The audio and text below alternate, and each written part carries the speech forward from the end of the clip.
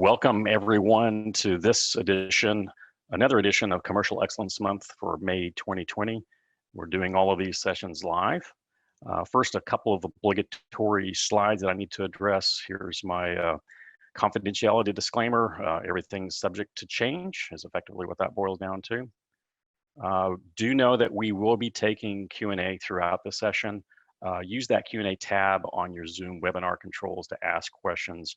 We'll answer as many as we can at the end of this session. If we're not able to get to your question, we'll get back to you with an answer shortly thereafter. Here's a brief look ahead in terms of what's coming next. On Monday, we're going to be talking about dynamic pricing in dynamic circumstances, certainly appropriate for what's going on right now. On Tuesday, we have Megan McLean, Chief Services Officer here at Vendavo. She's going to outline Vendavo's methodology for customer services, and we're really excited to have Peter Knowles. He's Global Pricing Senior Program Manager at Medtronic. He's going to join in the conversation to share his experiences. Wednesday, we're very excited to have our very latest solution, Vendavo Margin Bridge Analyzer, which is built to handle enterprise complexity in price volume mix analyses with simplicity, with reliable and repeatable insights for action. That session will include a discussion on the role of causality as a key capability in commercial excellence, and we'll also have a live demo of the solution. Now, folks have been asking for links for on-demand views of our sessions. Rest assured that we'll be sending out emails with links and recaps a few days after these sessions. And of course, keep checking back on our website, so we'll be making those links available there as well. So today, we're talking about how to leverage pricing to take control in a disruptive environment. And joining me today is Stephan Liozu. Now, if you've been sitting in on any of these sessions before, you've already met Stephan. If you're in the pricing community, you've probably met him face to face. Stephan is Chief Value Officer at the Talus Group. He's also a professor at Case Western, where he earned his PhD. He's written a ton on the subject of pricing, many books on this, many blogs. He also sits on the advisory board of the Professional Pricing Society. Stephan, thanks for joining us today. Thanks for having me again. Thank you. You bet. So let's take a look at today's agenda. We'll do a little bit to set the stage in terms of the perspectives of where we are now, where we're heading towards. Stephan's going to then walk us through 8 things not to do, 8 things to do, and then 8 things to do on the other side of this crisis. He'll also walk us through a few points in terms of pricing as a trusted partner, and then we'll be moving towards our live Q&A as noted. Now, to help set the stage, let's talk about how this session fits in with our month-long virtual event and what's going on around us.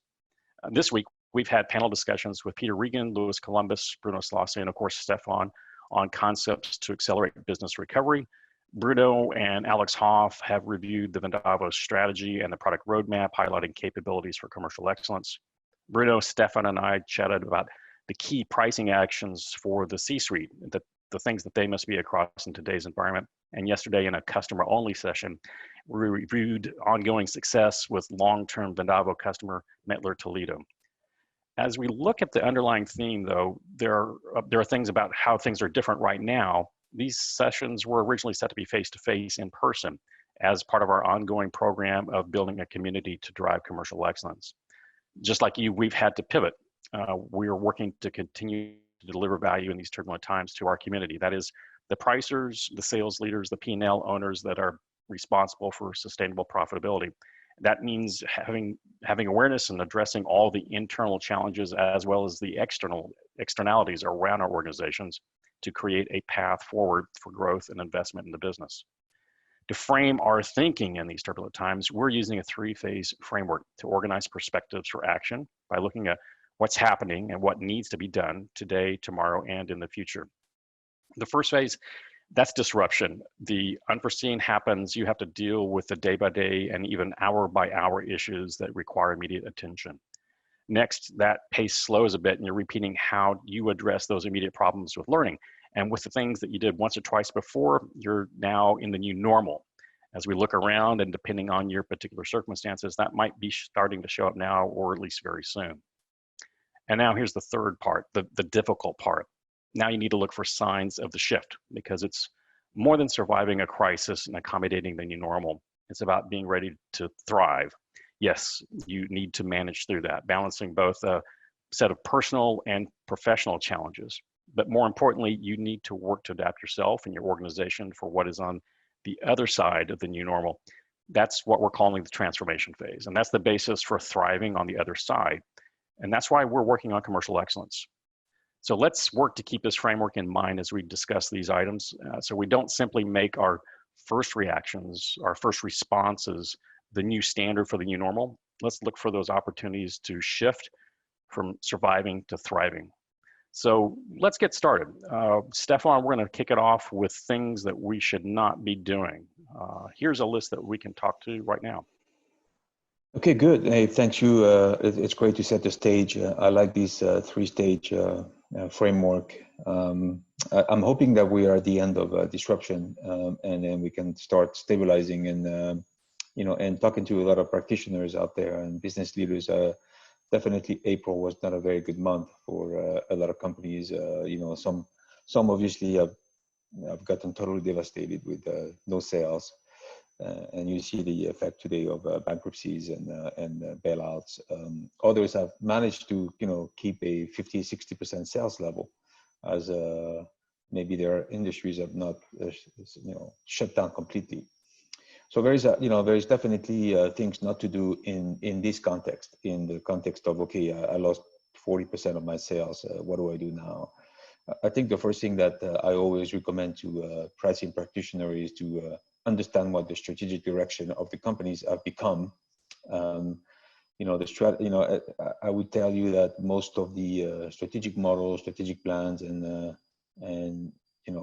annual forecast have gone through the windows, and now everyone is putting some new forecast in place, some new scenarios, and it's important for the pricing community to and the sales community, frankly, to look at what's coming from the top. What is the direction of the company?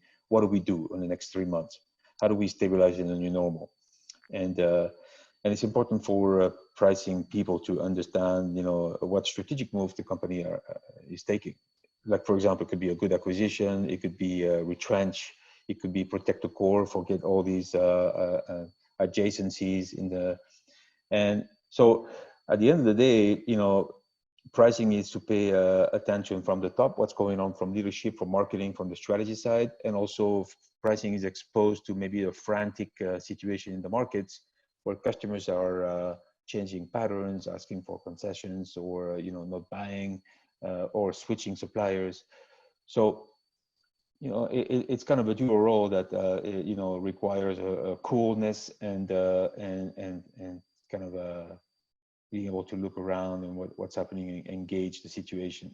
So obviously you wouldn't want to take a drastic pricing decision, unilateral decisions that may go against the, what the strategy is telling us or what the leadership are telling us. That would be not very good.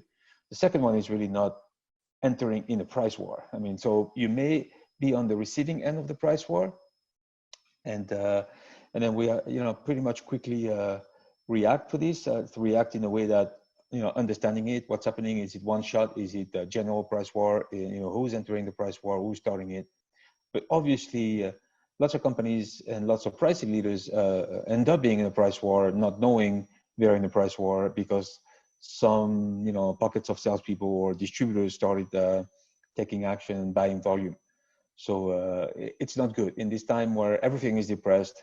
Going out to buy market share is not recommended, in my opinion. Obviously, point number 3, price gouging. We want to stay from that. I just recently posted a comic on that. We have a choice. We have a choice to, chase every dollar of profit through, maybe more aggressive pricing tactics, or to, consider a blended set of variables that includes, compassion, that includes customer relationship, that includes preparing for the future. So, so bottom line is right now, it's chaotic. It's chaotic, and it is important to structure and to look at and not to panic and not to react too much. Obviously, there's going to be some reaction, and it's important to be agile and to be responsive, but not to go crazy and go totally outside of the norm. And taking maybe a shotgun approach at price discounts, for example. So I do believe that it's a good time to consider price concessions and to respond in a way that is more calm and poised and maybe strategic. So the same goes with number 6. I would say it is important to go back and not be too casual with the contracts. A lot of customers are going to tell you, "Oh, my contracts, I don't believe my contracts are valid anymore." Well, contracts are contracts, and if you don't have exit clauses, or if you don't have force majeure in the contracts, I think contracts are contracts. So you may decide to relax some of the rules, or you may not. It is up to you, but I think it's important to know. And in my experience, in times of growth, and remember, we've had 10 years of tremendous growth. We put the contract, put in a cabinet or in a file, electronic file, and then move on to something else. And we may not remember, all the clauses in the contracts. So it might be good to sit down and look at all the strategic accounts, the distributors contract, and okay, what did we promise? What did we commit? And what did they accept? So not focusing on the short-term cost to serve for me is that would be a mistake. I think right now there is a sense of urgency for simplification, for reducing in the pricing waterfall, the non-pricing costs, between the list price and the pocket price, and to focus on all these free conditions, all these, accelerated delivery when they don't need accelerated delivery, just in time and the good stuff, not moving customers to the, EDI right now. So it is time to simplify. It is time to reduce the non-pricing cost to serve considerations, and start fresh with a set of business rules for the future. And that includes, for example, product returns, partial loads on trucks, emergency shipments, all that stuff that we used to give in time of growth. It was great because we could afford it with margin, are no longer maybe necessary. So kind of a simple review of your conditions, sales and general conditions, might be a good way to start. And obviously, giving a lot of your customers are going to call you and say, I'm going to call your company and say, hey, we want a payment terms extensions, and that is a tough one. So that is a tough one, and because you're protecting cash, your customers are protecting cash, and this is linked to number 1. You may receive some messages from the finance organization, when the CFO tell you no. So we have to be careful not to do this. So there's more, but I see that right now. I see that keeping a cool head and staying true to the strategy, relaxing and being some rules, being agile, is what we need to do. And obviously the contrary not to do. That makes a ton of sense, Stephan. Maybe if I look at the 8 things that we have listed here, the backstory is don't panic, don't do the things you wouldn't do in normal times, right?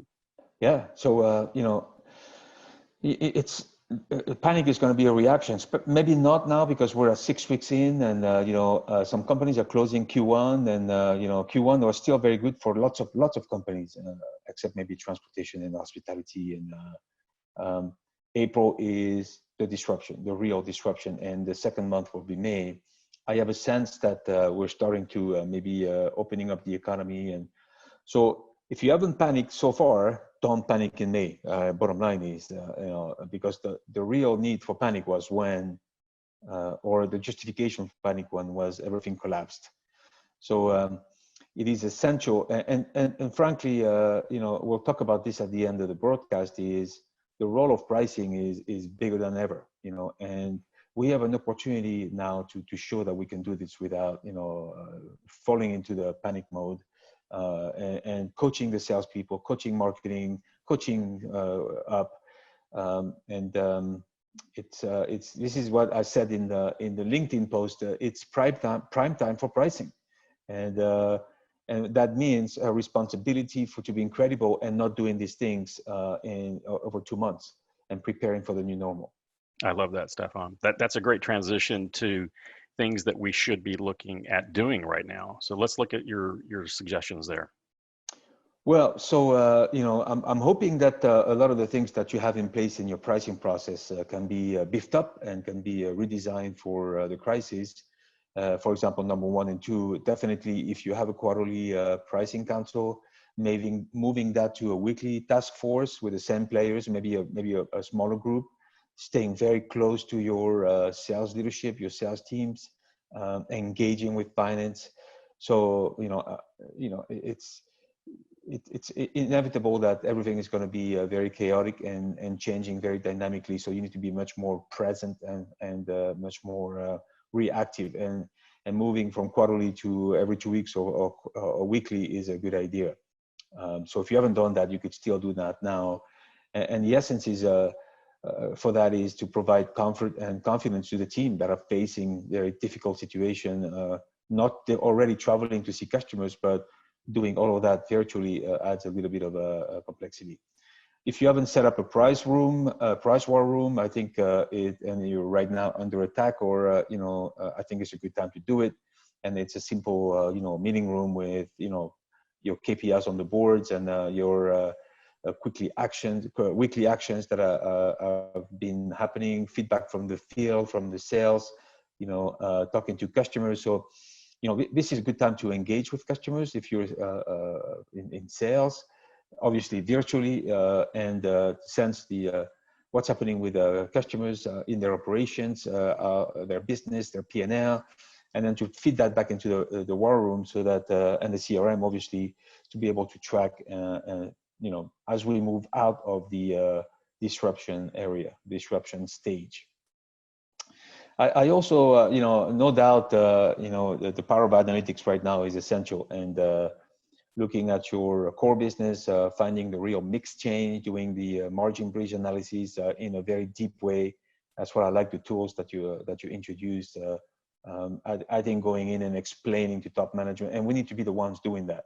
Okay, finance might be doing it, but we need to be able to say, hey, the volume mix is X, the price mix is Y. We see pricing, erosion here, and we see pricing growth there, but not waiting for being asked, because now your pricing council is activated, your war room is on fire, and you have hopefully a Vendavo platform or another platform that you can use, and really using the power of the platform to really communicate intensively with the organization, red flags, patterns, trends, and it's daily. I mean, at the end of the day, you look at your order book and what's happening in the order book, which product is not purchased, which service is purchased, which bundles are needed now more than ever. And the key of being reactive is that if you can sell extra bundles, sell them tomorrow, because your sales are not doing well potentially. So this is where you're going to see shifts in customer behavior, customer buying patterns, and you need to capture them. So and not wait for the end of the month to say, hey, we could have done this, doing it every week, and say, hey, now next week go sell this, right? So it's as simple as finding 3 customers that bought something different, and then tell the salespeople, hey, these 20 customers should be doing the same. So peer pricing, peer buying, peer behavior. Looking at those behaviors, absolutely. So the next two points here is to stay close to what's happening on the cost side, and working closely with procurement teams. I find that very useful. As I just wrote a piece on managing cost through cost plus pricing through a crisis. If your company does cost plus, you need to really understand what's happening in your cost, and you can help on that. Staying close to finance, doing some tracking of commodities and raw materials. If your company doesn't do that, you're the one who's going to have to do this. And sometimes procurement teams are not as sophisticated as they should be.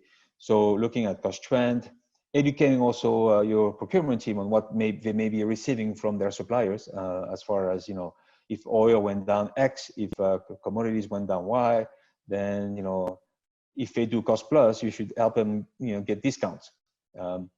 So one point that's important, and point number 5 here, is formula-based pricing. I also think this is a very good technique when it's done well, but a very evil technique when it's not done well. So when the prices of oil went negative for a while, does that mean your prices went negative? So I think it's a good point to also look in your contracts and all the formula-based pricing and these rules in the software, and looking at do they still make sense? Do we need to claim force majeure? Do we need to kind of discuss that with customers and vendors. So, and this is where you need to play a role. So procurement might be involved, finance might be involved, but let me tell you something, procurement and finance, they have an enormous amount of fishes to fry right now. And pricing is, in a great position because we understand that they understand all this concept and the analytics behind it. They should be able to go up, step up and take a leadership role there. So what to do is point number 6 is maintain the current pricing discipline, reinforce the discipline, engage the sales force very actively through your quarterly task force, through weekly calls with them, through really paying attention to the pains in the field and the types of concession requests that is being asked, right? And in return being, we have to show compassion, we have to show understanding that the times are critical right now, very difficult in a new normal. And in the pricing community, in general, I'm not going to insult anyone. In general, we are very structured and we are very analytical and we follow the process, right? And to the letter. So I think right now there is a need to maybe consider in collaboration with sales leadership and pricing leadership to relax some guardrails, propose some concessions and not just say no, exchange concession with, legacy simplification or, information or innovation development, something else, future conditions, share a wallet for the future. It's inevitable. So this is where you put your social and emotional intelligence hat on, and then you say, okay, how do I respond, in a way that I'm not gonna, put too much pressure on the sales teams already because we're facing a tsunami of potential issues right now. Last but not least, protect cash flow at all cost. And I wrote a piece on the Vendavo blog on that. How can pricing play a key role in protecting cash flow? I would highly recommend you read it on the Vendavo site. It's essential. It's a number one preoccupation right now as we are going out of disruption is, can we survive the new normal for the next 3 months? Can we pay the bills, pay the employees, maintain critical customer operations and businesses? So it's all about cash flow. That makes sense, Stephan. So points 4 and 5, and frankly 8, really resonate with me. Formula-based pricing was a huge part of my previous lives when I had a business line, a portfolio. A lot of those products were very much formula-based. It was a very defensive position because of history in the market, history in those positions of those products. With what's going on now, would you suggest that maybe some products that are more advanced, maybe at value-based pricing or other types of more advanced pricing methodologies might pull back to a formula basis? Is this a time for that? So, there's definitely a time for innovation in the pricing models. Definitely a time to create these hybrid processes. So like for example, if you're in a commodity-driven company business and you acquire and transform these commodities like steel, like sand, well, you could start separating pricing and having a cost-based, formula-based pricing, and then you have a value-based, formula-based pricing for your processing, your transformation, and all your services. I've seen that done very well, which means you change your prices every day on the commodity side, and then you don't on your processing side. Obviously, it requires the systems and be able to do this, but that's one way. You could also think that yourself internally, you may create some type of formula for value-based pricing where you track the competitor's price and you want to maintain maybe a premium that goes up and down, and that's a different way of doing that. It's internal, but at least you don't 100% do cost plus. And cost plus, it gets a lot of bad press. It works well when everything is growing and everybody is doing well, and you can raise prices slowly but surely. When right now when you look at the costing of things, the issue is because you have also interruption of supply chains. You don't know if the cost is going to go down for sure, because the commodities go down, but there may be an interruption of supply chain, which means the cost is going to go up because there is limited demand supply. So you really have to do the homework and see, is my formula today matching the new normal? Right, Mitch? I mean, otherwise you could be in the really going down, really pretty worse than you have right now. Yeah, the lags in terms of how fast do you get those changes on the inputs out in terms of your prices can make a huge difference, especially now. Point 8, watching your cash flow. Absolutely. Mm-hmm. All right, let's transition over to what things might we be thinking about, suggestions from you in terms of what happens on the other side of this crisis. Well, I'm hoping the other side of this crisis is Q3, Q4, and not 2021 or later. So the bottom line is, I recommend for everyone to consider that the new normal is going to be new. That's the key word, new, and it's going to lead to some transformation. And there's no doubt, and everything that you read right now is about it's not going to be the same ever again. And not only in society and the way we live and for the next 2 or 3 years, but also on the strategic priorities of businesses. And I think we're going to move much more into a profitable growth agenda with positive cash. We're going to see capital not chasing irrational growth, and these valuations of companies based on usage or number of users or sales growth. I think we're going to go back to a bit of reality, and that means for us that prime time for pricing again, and and also a transformation of how pricing is going to play a role within marketing and sales. So I see it coming because I see in discussions on LinkedIn by the consultants who do pricing work, by the software companies who are now approached by companies that weren't approaching them before, and then in what I do in Thales today. So, the next, and what happened, and there was an interesting piece that I posted on LinkedIn as well, is the fact that all the models, the statistical model, all the predictive models that we used before have gone through the window. So what you could really look at right now is the last 2 months, and the next 2-3 months will be a base for prediction. One thing that's going to change for sure is customer segmentation, and I see that as a major focus of the next 2 years. Refresh the segmentation, look at what just happened, understand who survived, first of all, reconsider the concepts of willingness to pay and ability to pay. Lots of companies will not be able to pay. They may have the intention to pay, but they do not have the budget or the capex to pay. And that's going to totally change the way you segment your customer base. And you have to take into account this, transformational period. That means maybe the emergence of a different group of customers, maybe much more pricing buyers, maybe much more, partnership seekers. But at the end of the day, if you don't do this, then you go back to business as usual, I do believe it's going to be different. Same with competition. Right now the Chinese economy is back in almost full swings, and the Chinese producers are going to look for market share. We're going to be under attack. It's happening already.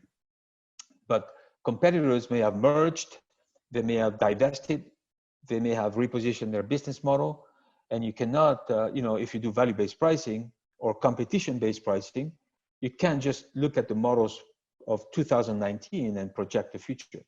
So that's going to change, which obviously means point 3, if the customer segmentation changes and if competition behavior changes, then your value maps have to be redone.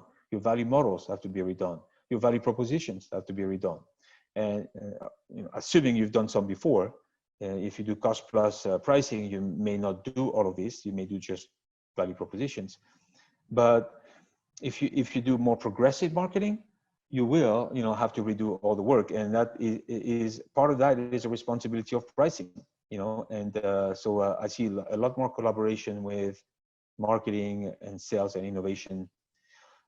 Point number 4 for me is critical as well. Everything is critical, you're going to ask me, Mitch, but but we used to be very complacent, and we used to sell, we used to grow, we used to make margin. We had a the best profit run in the ever in corporate America and around the world.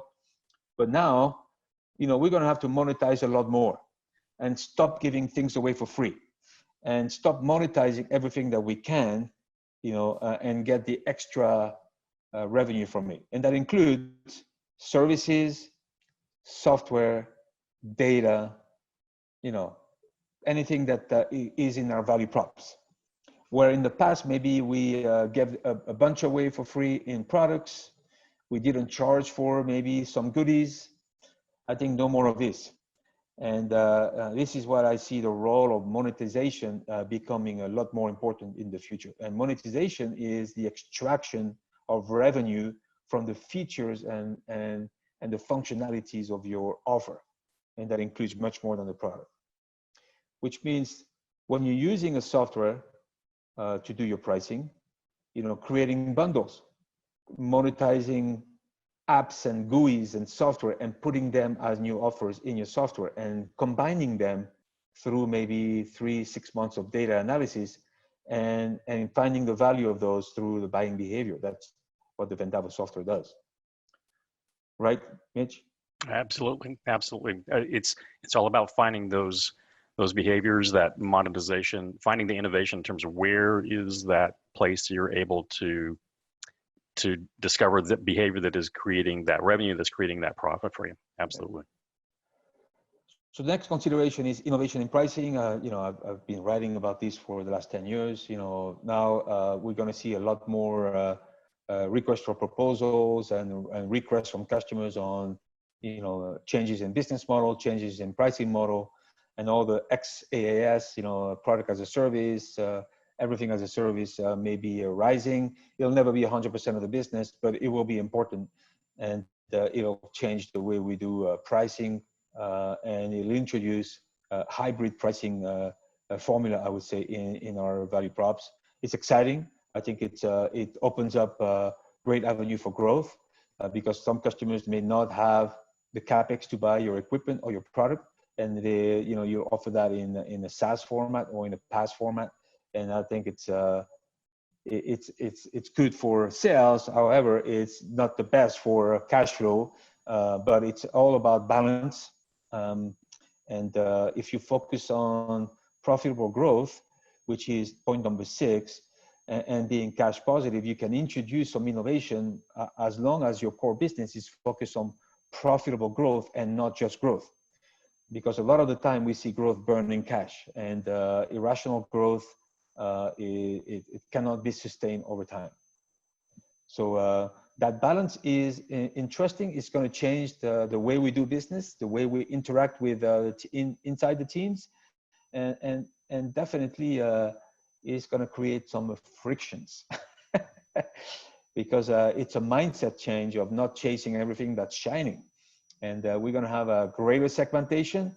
We're going to know who to pay attention to. We're going to know who's got the willingness to pay and the ability to pay, the value buyers. And we're going to make sure we service those first. So bottom line is all that stuff leads to commercial excellence 3.0. And I think we talked about 2.0 before with a lot of growth. We're moving into 3.0, and the future is going to be different in the way we do commercial activity in the future. So Stephan, expand a little bit on 1.0 and 2.0 and 3.0 there.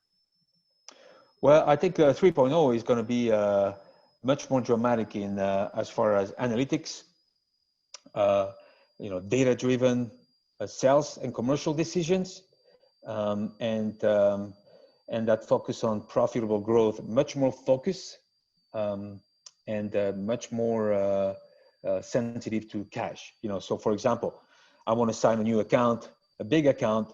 What's my cost to serve? What's the preparation and the commitment in capex or R&D that I have to commit to that customer to gain the business? So you're going to see these strategic account managers are going to become much more important because they're going to look at true profitability of the customer. So imagine moving to now account-based marketing, account-based selling, and doing really account-based costing. because in the past we sold, and we looked at maybe our profitability of some customers, but do you really know how much profit do you make on your top 50 customers? Not every company can say yes. So it's a combination of getting in deeper with the customer, understanding the customer's processes, how they take what you exchange to them, make more value out of that, and then bringing that back into your decision-making process to make sure that your partnership is beneficial for both, right? Yeah, but that has a huge implication, Yeah, because easy to imagine say. your sales force and your account management force need to be equipped with the data, and they need to make intelligent pricing decision. We're going to move more into portfolio pricing management, and you need to have the software, you need to have the engine behind that. So I'm not saying 2.0 was not that, but right now with that focus much more on profit and some different KPIs, you just can't navigate blindly, because you bring an account, that's great, we sign an account, but I'm going to create a $500,000 profit hole, and that's going to drain $1 million of capex. Not going to happen. Right. That partnership has to be beneficial for both sides. Yeah. Let's shift over to pricing as a trusted partner, and you've got some great points here that you want to share with folks on the webcast. Well, yeah, so I'll repeat another time. It's prime time for pricing. It's a unique opportunity for us to establish a strong credibility and beef up our reputation as a trusted partner. A lot of the time, we see ourselves down in the organizational structure, being seen as more of a tactical function. I think right now, we have to step up, and a lot of that is we could wait for leaders to ask us for things to do. And obviously we could do the business as usual, the councils and some dashboard that we usually publish. But, it is time for us to step up and show our leadership on some of the things that I mentioned before, including, really insisting on some of these, resegmentation and changing in the structure of how we work together. We have to be on the leadership side, and some companies are blessed with VPs of pricing and they have a voice at the strategy discussion table. But I don't think most companies have more than a manager or a director, and we don't always have the opportunity to do this. So if you look at number one, is really, I mentioned that before, we have to be professional, proactive, and calm. For sure, we have to turn as coaches for the sales force. We have to manage up in the C-suite right now that are probably really focusing on business continuity and cash, and we have to feed them with nuggets and data. Intelligence is valuable right now, and data-driven intelligence and information is phenomenal. So unfortunately, a lot of that is outdated because 19 and what we did in 19 and 18 is gone. But we could go back to the crisis of 2008, 2009 as a reference. Look at what we did in the past, but this one is particularly ferocious, and I think the patterns of our crisis are totally different than 2008, 2009. So credibility is essential, and we don't take no for an answer. We do our own analysis. We propose some dashboards, we propose some reports, and we send them out.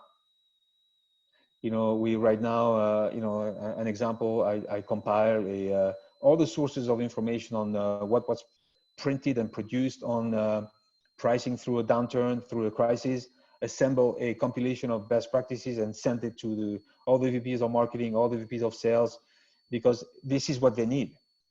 Otherwise, they use their opinions and they use their judgments, and it's not good. So, proactively sending them slide deck on what to do, what not to do, proactively sending them links from, all what Vendavo is doing, what this company is doing, what Bain is doing.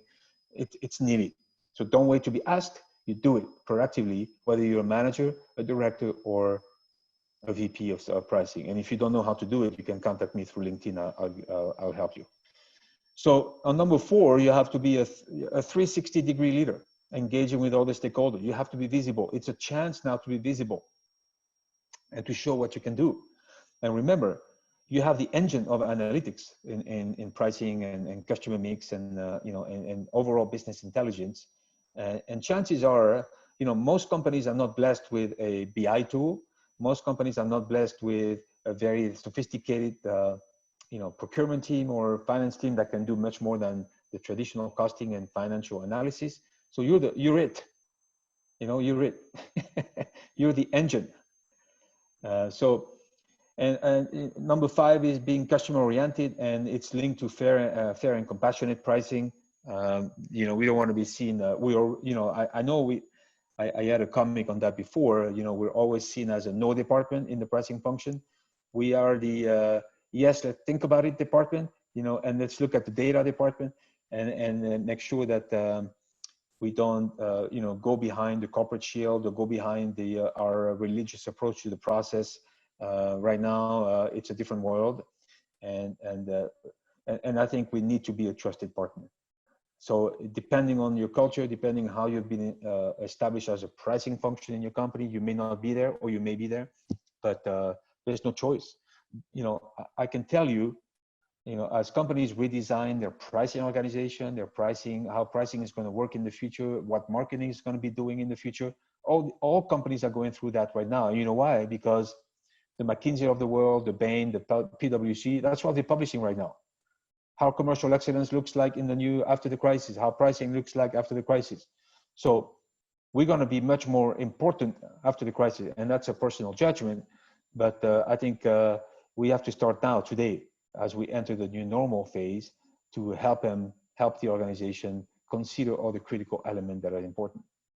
I totally agree with you, Stephan. And as I look at this list of 6 and the tagline across the bottom, and we've talked about what the pricing functions need to be doing, that the managers, directors, or VPs, or whatever the level is with the pricing function, that it's really about communication. There's obviously a ton of consideration. You talked about the process orientation, the discipline orientation that pricers usually have in general, but maybe this is an opportunity to really set the bar, change the game in terms of communication, both internally amongst the functions. You got to talk to sales, you got to talk to finance, you got to talk to the stakeholders, but also externally.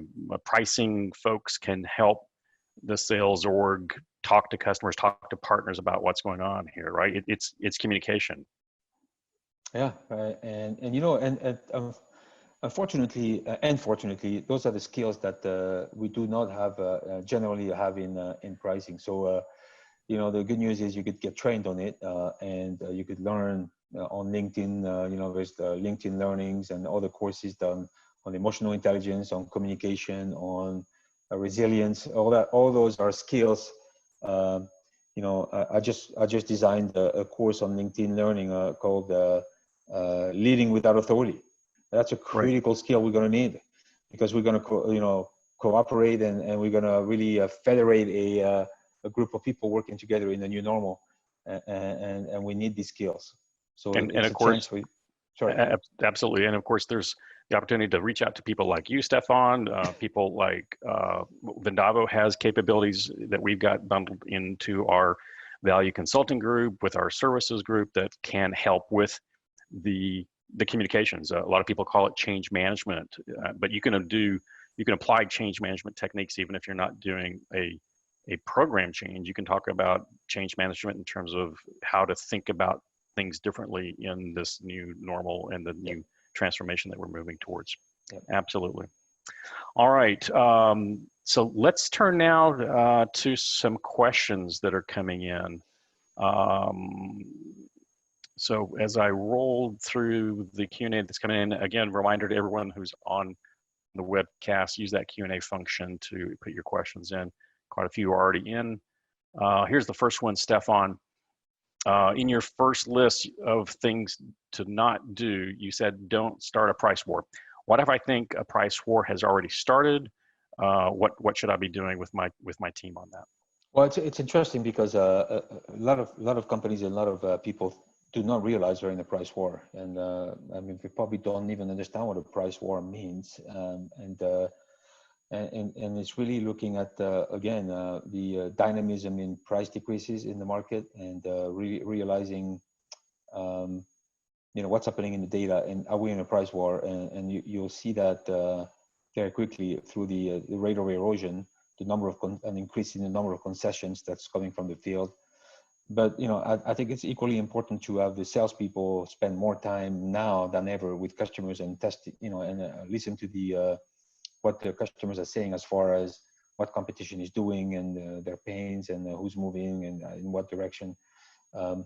So the first thing is to realize you're in a price war and to know, and then the second is, well, how do we engage or not? So and this is typically where you would link that with the strategic direction and the short-term plans from the C-suite or from the the VPs and look at the and generally speaking is important to protect the core, and those are accounts that you can defend. But the strategy of response is defend, attack, respond, and those will be granular, and that's what you use your price war room. This is if you're under attack and by one or multiple competitors, you need to kind of set up that price war room and prepare for a battle, literally. And hopefully it doesn't happen, because it's not a good time in the middle of depressed demand levels to also have a price war going. But some companies are will be tempted to buy future market share, and it's unfortunate, but they think the recovery is going to be either a V and then they think on the way up, I'm going to buy the market share and be filling my plants, and that's evil for everyone.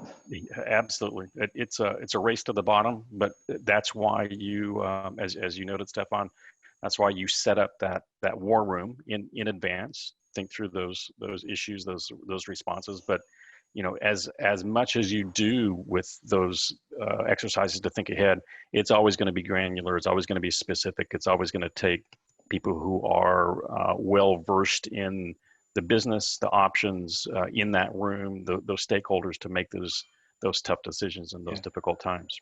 But Mitch, if you've been in your business for a while, who's going to start a price war. There's very seldom do you get surprises. Yes, you have to be ready. So that's where you set up the war room. Yes, exactly. All right. Hey, let's turn to the next question here. Okay, what can I do to support our sales reps in these difficult times besides just rolling over on price requests? Well, it's frankly, it's to give him data, to give information that we can use. Okay, that's the first thing. So if you're facing lots of concession requests or and tough negotiations right now, you have to support them with data to be able to make sure that what we're going to base our decision on is accurate and realistic. The second is give them a choice of concessions they can offer. So some of them may be financial concession, discount, and so changing the guardrail, giving them new guidelines, it might be a good thing to do. But also non-pricing concessions, extension of some functionalities, free upgrade. If you're doing a subscription, giving them 3 more months for for free. So if we can stay away from the profit from giving price concession and moving into maybe goodies, free products, or some free upgrade, it's always better, I would say.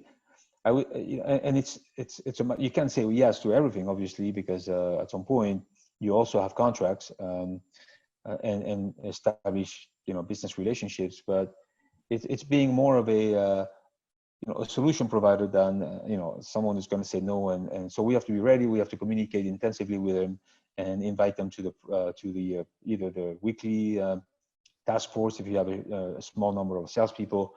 But it's important to also engage them in maybe once in a while having phone calls, or what you see in trends, in specifically verticals, in specific regions, and what other companies are doing, what other customers are doing. So you have to be a trusted partner with them now, and a coach. Perfect. And you've mentioned a couple of verticals here and goodies here. This is a great question to follow that up. Stephan, I would like to get your point of view on how to balance on and off invoice discounts and rebates in this market. Cash is king, which means that customers will expect deeper discounts up front and rebates at the end of the period, like the quarter. on certain compliance. Distribution is vital in today's situation, but they're asset heavy and cash flow is thin, so it's really tied to their bloodline. Certain segments, rebates are 40 or 50% of the transacted revenue. So here's the question. Do you see a shift on deeper discounts to stay competitive, or rebate proliferation to ensure compliance when nobody can really commit to it? Well, I think I wish I could predict the future. I don't know, I don't know what the biggest trends are going to be in as far as shifts in pricing. I'm sure the concessions are going to be, high in as far as volume and the type of concessions request.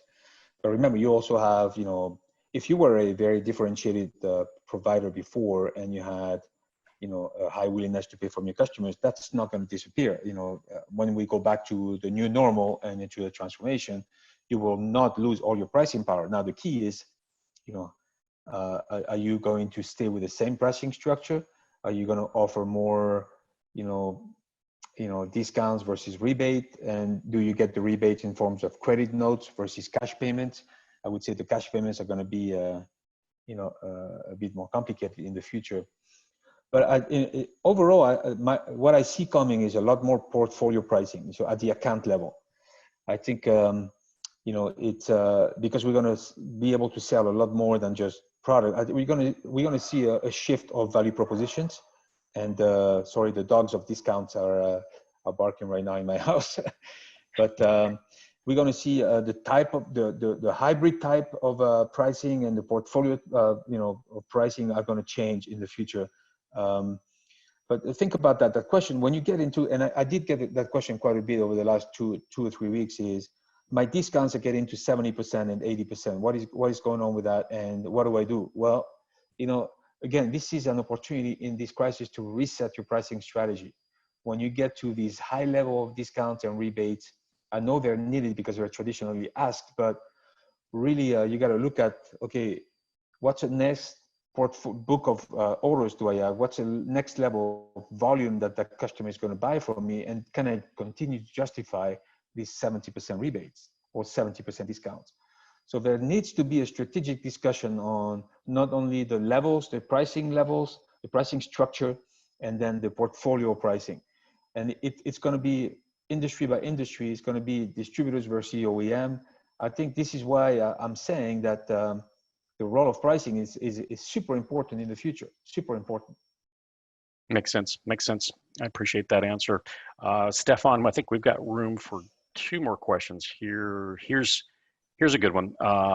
If you had to choose just one from each of the categories, the things not to do, the things to do, and things to do post the crisis, so one from each of those categories, which, in your sense, has the highest potential? Which ones would you choose out of those 3 categories if you had to pick just one? Okay, first one is cash, second one is cash, third one is cash.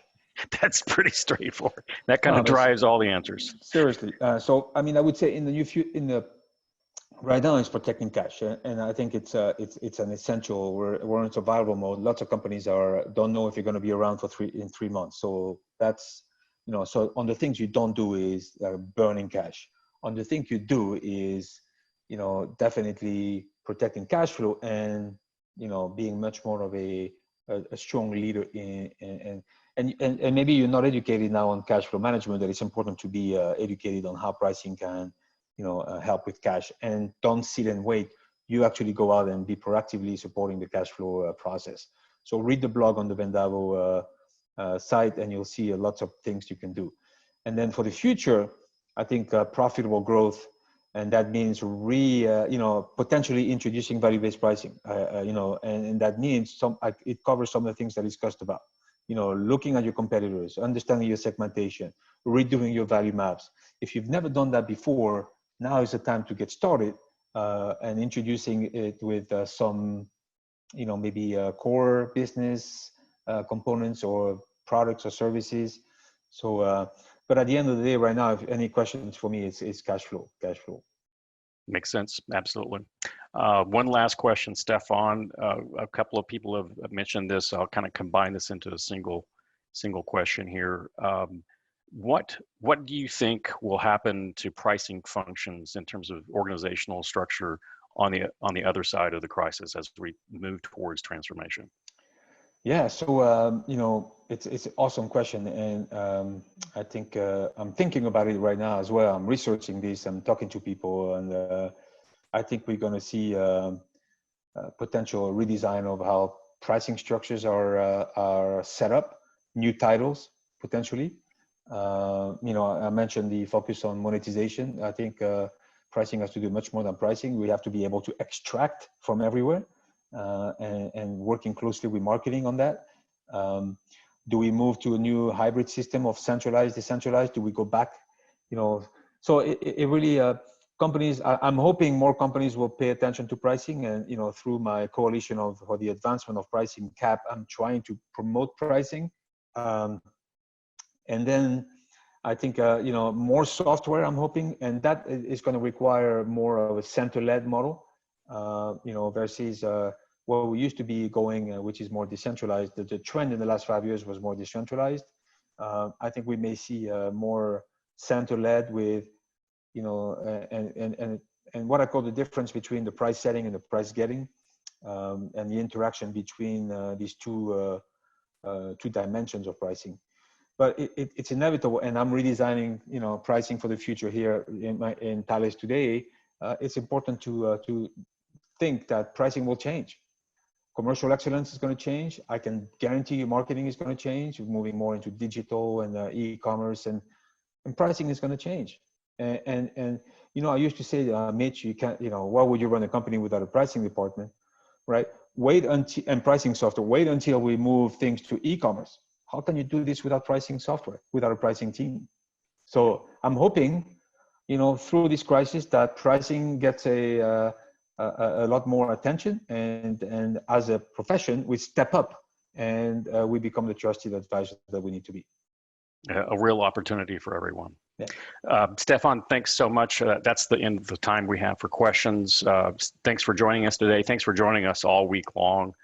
We really appreciate your input. I know that the attendees really appreciate your thoughtfulness and your guidance and your leadership in the pricing area. Thank you.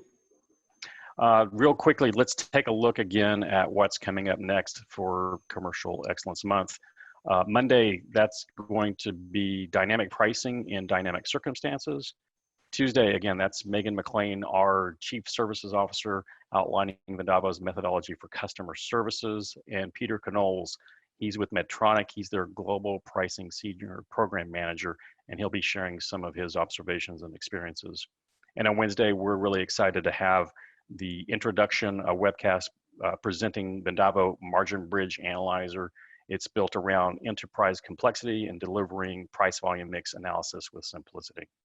And again, links for these sessions for on-demand view are coming. You'll be seeing emails with links and recaps in a few days following the sessions. And of course, you can check our website, and we'll make those links available there as well. And with that, thanks to everyone for joining us today. Thanks again, Stephan, for joining us, and looking forward to seeing you again. Until then, have a profitable day.